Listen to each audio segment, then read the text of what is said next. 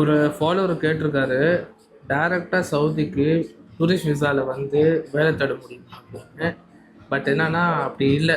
ஓகேங்களா, நீங்கள் டூரிஸ்ட் விசால வந்து வேலை தேடலாம். ஆனால் வேலை கிடைச்சிருச்சுன்னா நீங்கள் திருப்பி எக்ஸிட் போயிட்டு தான் திருப்பி சவுதி அரேபியாவுக்கு வந்து வேலை செய்கிற மாதிரி இருக்கும். ஸோ டூரிஸ்ட் விசாவில் வந்து வேலை கிடைக்குமான்னு கேட்டிங்கன்னா, அது ரொம்ப ரேரான பீப்புளுக்கு தான் அந்த மாதிரி வேலை கிடைக்கும். கையில் நிறையா பணம் இருக்குது, நான் ரிஸ்க் எடுக்க முடியும்னா அப்போ வந்து நீங்கள் ரிஸ்க் எடுக்கணும். அப்படியே அது இல்லீகல் தான். டூரிஸ்ட் விசாவில் வந்து வேலை தேடுறது சட்டப்படி குற்றம். ஆனால் வந்து சில பேர் பண்ணிட்டும் இருக்காங்க.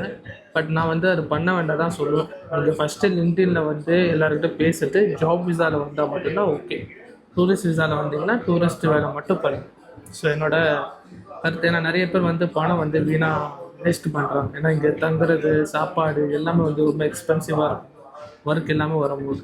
ஸோ மாதத்துக்கு அட்லீஸ்ட் நீங்கள் ஒரு 4000 செலவு பண்ணுற மாதிரி இருக்கும் நீங்கள் ஒரு டீசெண்டான வாழ்க்கை வாழணும்னா. ஸோ அந்த மாதிரி ரிஸ்க்லாம் எடுக்காது. சரிங்களா?